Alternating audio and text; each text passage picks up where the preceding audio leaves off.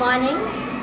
આપણે આ નવા વર્ષની શરૂઆતનો આ પહેલો યુટ્યુબ વિડીયો છે અને આજે અમારી શાળામાં સચિન સર અને રીજા મેડમ આવે છે અને એ એવરી યર અમારી સ્કૂલમાં સંસ્થા તરફથી આવે છે અને અમારા છોકરાઓને કંઈ ને કંઈક નવી એક્ટિવિટી અને નવા પ્રોગ્રામ કરાવતા હોય છે. તો આજે હું એમનું શાળા પરિવાર તરફથી હાર્દિક સ્વાગત કરું છું અને હવે આગળનો પરિચય અને એ કઈ સંસ્થા સાથે જોડાયેલા છે અને એ સંસ્થા દ્વારા કઈ કઈ એક્ટિવિટી કરવામાં આવે છે એ આપણે સચિન સર જોડેથી જ જાણીશું. તો Sachin sir, thank you so much. તમારો ખૂબ ખૂબ આભાર. તમે અમને અહીંયા આમંત્રિત કર્યા અને દર વર્ષે જેમ નવી નવી એક્ટિવિટી કરાવીશું આ વર્ષે પણ. અહીંના જે બાળકો છે, ખાસ કરીને હું કહેવા માગું છું કે અહીંના જે બાળકો છે એટલા ઉત્સાહી છે, એમનામાં એટલું પાવર છે, એટલી એનર્જી છે કે એ એનર્જી અમને મળે છે ને અમે લોકો પછી એ એનર્જી લઈને બીજી બધી જગ્યા પર જઈએ છીએ ને એક્ટિવિટી કરીએ છીએ. તો બાજવા સ્કૂલ શાળા નંબર 1 જે છે એ વર્ષોથી અમને સહકાર આપતું આવ્યું છે અને અમે બાળકોને એમના સહયોગથી ઘણી બધી પ્રવૃત્તિઓ કરાવીએ છીએ અને આગળ પણ કરાવતા રહીશું. તો હું શાળા પરિવારનો આભાર માનું છું કે અમને આ એક તક આપો છો તમે દર વર્ષે અને અમે બાળકો સુધી પહોંચીએ છીએ અને એમને નવી નવી પ્રવૃત્તિઓ કરાવીએ છીએ. સર આપની સંસ્થાનું નામ જણાવી દેજો. મારી સંસ્થાનું નામ છે પ્રતિભા ફાઉન્ડેશન અને મારું નામ છે સચિન.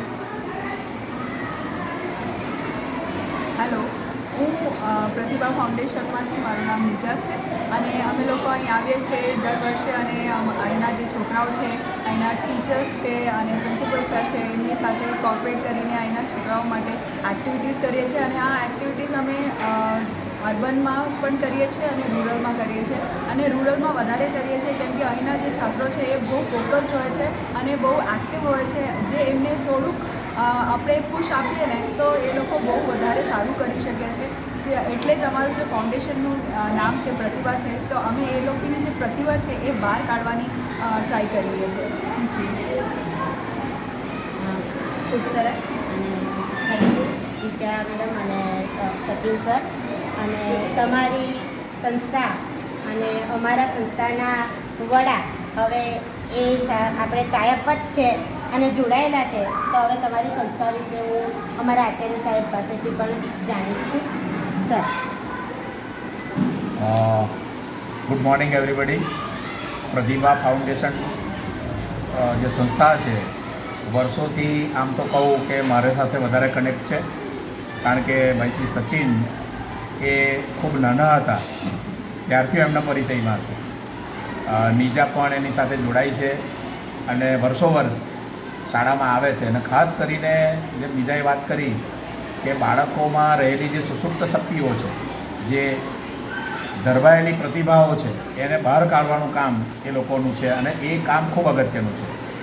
શિક્ષણનો અર્થ જ એ છે કે બાળકમાં પડેલું જે કંઈક સારી બાબતો છે એને આપણે બહાર કાઢવી અને શાળાનો સ્ટાફ તો આ કામમાં જોતરાયેલો જ છે, ફરજના ભાગરૂપે પણ ખરો અને દિલથી પણ ખરો.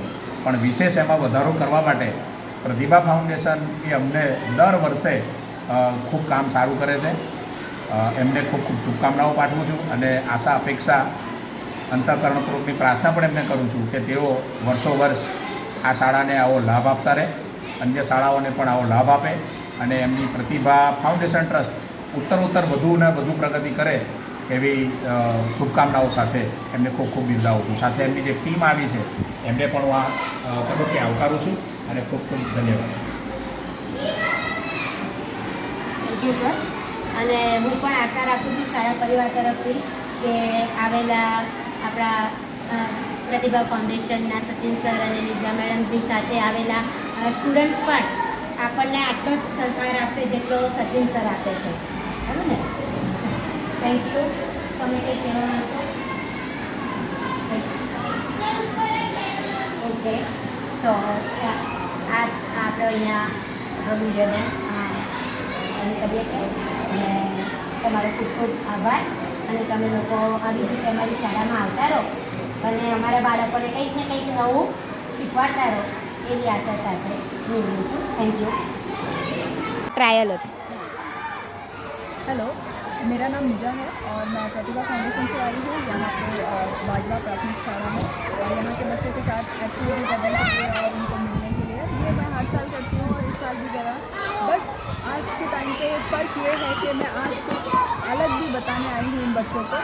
वो ये है कि जो हम रोज़मर्रा की ज़िंदगी में जो खाते पीते हैं उससे भी हमारे एनवायरनमेंट पर बहुत फ़र्क पड़ता है, और वो क्या फ़र्क है वो मैं आपको बताना चाहती हूँ। जैसे कि हम स्टार्ट करते हैं डेयरी प्रोडक्ट्स से। जो भी हम प्रोडक्ट्स लेते हैं एनिमल से, यानी कि जानवरों से, उसमें डेयरी प्रोडक्ट आ गया, अंडा आ गया, मांस, मच्छी, ये सारी चीज़ें आ गई हैं। अब ये सारी चीज़ों के लिए हमको जानवरों की ज़रूरत पड़ती है, और हमारी जो पॉपुलेशन है, ह्यूमन की जो पॉपुलेशन है, उससे भी ज़्यादा हमने इन जानवरों की पॉपुलेशन कर रखी है, जिसकी वजह से क्या हो रहा है, हमारे एनवायरनमेंट में कार्बन डाइऑक्साइड और मीथेन बढ़ रहा है, और इसकी वजह से जो हमारे जो वातावरण है उसका टेम्परेचर बढ़ रहा है, और ये जो टेम्परेचर बढ़ रहा है उसको हम बोलते हैं ग्लोबल वार्मिंग। अब ये जो ग्लोबल वार्मिंग है उसका सबसे बड़ा रीज़न आज के टाइम पे एनिमल एग्रीकल्चर है, यानी कि पशुपालन। और ये जो पशुपालन है वो क्या करता है, हमारे एनवायरनमेंट में कार्बन डाइऑक्साइड और मीथेन छोड़ता है, जिसकी वजह से यहाँ पे हमारे वातावरण में क्या हो रहा है, ये जो टेम्परेचर है वो बढ़ रहा है, क्योंकि ये जो मीथेन और कार्बन डाइऑक्साइड है ना, वो सूरज से आती हुई जो गर्मी है उसको हमारे वातावरण में रोक के रखती है, जिसकी वजह से हमारे वातावरण का जो टेम्परेचर है वो बढ़ रहा है। और ये इसका जो प्रतिशत है 60% ग्रीन हाउस, ये जो गैसेस है उसको ग्रीन हाउस गैस बोलते हैं, और वो हमारे एनवायरनमेंट में आ रहा है किसकी वजह से, अभी जो एनिमल एग्रीकल्चर हो रहा है, यानी कि पशुपालन हो रहा है उसकी वजह से। अब इतना ज़्यादा जब पशुपालन हो रहा है, इतने पशु हम लोगों ने बढ़ाए, ये ऑटोमेटिकली नहीं बढ़े, हम लोग बढ़ाते हैं, तो उसकी वजह से हमारा टेम्परेचर जो है हमारे अर्थ का वो बढ़ रहा है, और जो ग्लोबल वार्मिंग है वो हम लोग फेस कर रहे हैं। और ग्लोबल वार्मिंग के वजह से उसका जो इफेक्ट है वो आज भी हम लोग फेस कर रहे हैं। वो क्या है, देखो, बारिश का सिर्फ बादल आ रहे हैं, बारिश नहीं हो रही है, गर्मी इतनी बढ़ रही है, और सर्दियां तो आजकल देखने ही नहीं मिलती, हमको स्वेटर पहनने की ज़रूरत ही नहीं है। तो ये सारी जो चेंजेस है इसको हम बोलते हैं ग्लोबल वार्मिंग के इफ़ेक्ट्स, और ये सब कुछ हम सब मिलके जो है हटा सकते हैं। कैसे? हमारे लाइफस्टाइल में थोड़ा थोड़ा चेंजेस करके, और वो थोड़े चेंजेस क्या होंगे, जो हम खाते पीते हैं उसमें से जो एनिमल प्रोडक्ट्स हैं, यानी कि जो जानवरों से जो हमको मिलता है वो हम कम कर दें, जैसे कि डेयरी प्रोडक्ट्स हो गए, दूध और दूध से मिलने वाली जितने भी आइटम्स हैं वो हम कम कर दें। मैं ऐसा नहीं बोलती टोटली ख़त्म कर दो, वो मुश्किल है, लेकिन एटलीस्ट कम तो कर सकते हो। जहाँ पे आपको दूध वाली कोई चाय पीना है, वहाँ पर आप ये चाय भी तो पी सकते हैं, ये है ब्लैक टी पी सकते हैं, या फिर अगर आपको दूध वाली ही पीना है तो आजकल पौधों से मिला हुआ दूध भी मिलता है, जैसे कि सोया मिल्क है, कैशू मिल्क है, और ऐसे सारे दूध यूज़ करके भी आप चाय बना सकते हैं। तो जहाँ हो सके वहाँ प्लांट से, यानी पौध आधारित जो जीवन शैली है उसको अपनाएंगे तो उतना ही ज़्यादा हमको हमारे एनवायरनमेंट को हेल्प करने में, और साथ साथ में जो जानवर इसकी वजह से दुखी हो रहे हैं, एक्सप्लॉइट हो रहे हैं, उसको भी बहुत फ़ायदा होगा। तो इन शॉर्ट, एक ऐसी जीवन शैली जीना जिसमें हम पौध आधारित जो वस्तु है वही इस्तेमाल करें, उसको हम बोलते हैं वीगनिज्म, और ये लाइफस्टाइल को ही हम लोग प्रमोट करते हैं, और जिसको हम बोलते हैं वीगन लाइफस्टाइल। मैं खुद एक वीगन हूँ, और अपने ज़िंदगी में से ये जो एनिमल प्रोडक्ट्स है वो मैंने कम कर दिया, भले वो पहनने के लिए हो, खाने के लिए हो, या कुछ भी हो। मैं एनिमल प्रोडक्ट्स, यानी कि जानवरों से जो चीज़ें मिलती है वो मैं इस्तेमाल नहीं करती, और यही बोलती हूँ कि आप लोग भी कम से कम इस्तेमाल करें, ताकि हम हमारे एनवायरनमेंट को और इन जानवरों को और हमारे खुद की आने वाली जनरेशन को बचा सकें। Thank you so much.